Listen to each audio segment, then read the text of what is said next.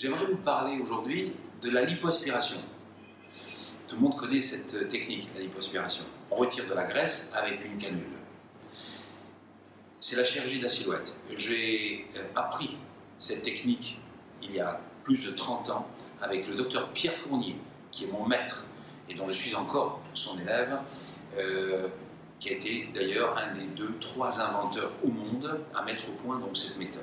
Il s'agit de retirer des masses adipeuses et de raffiner les contours du corps.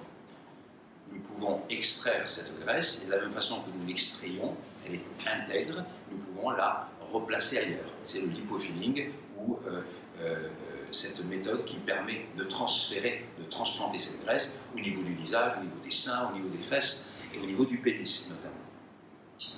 La lipoaspiration se fait dans toutes les zones du corps. C'est une intervention qui dure, ça dépend de la quantité qu'on a à retirer, une demi-heure, 3/4 d'heure, 1 heure, 2 heures, 3 heures, 4 heures. Encore une fois, ça dépend de l'entité. Elle peut se faire en anesthésie locale, très souvent. On appelle ça une liposuction douce, parce qu'elle est douce, parce qu'elle se fait presque à l'heure du repas, et la patiente ou le patient peuvent repartir très très vite après. Ça n'est pas douloureux en principe. C'est gênant parce que une fois que l'intervention est faite, vous sollicitez les plans musculaires et évidemment il va y avoir une réaction, ça peut être douloureux. Cette intervention nécessite parfois du repos, souvent du repos, ça dépend encore une fois de l'entité.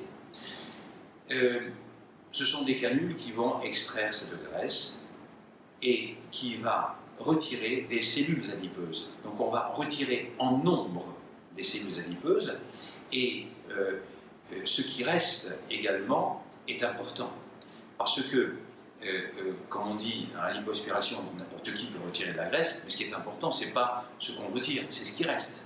Et dans quelles conditions cela reste? Il faut savoir qu'une fois que cette graisse est retirée, cette graisse ne revient jamais. C'est une théorie parce que quand on est avec un certain stock de cellules de graisse, de cellules adipeuses, et à un certain moment, au niveau de la puberté, ces cellules n'augmentent plus en nombre. Donc il y a un certain nombre, et ce nombre-là, nous le limitons, nous le réduisons, nous allons retirer mécaniquement ces cellules qui ne vont plus pouvoir se régénérer.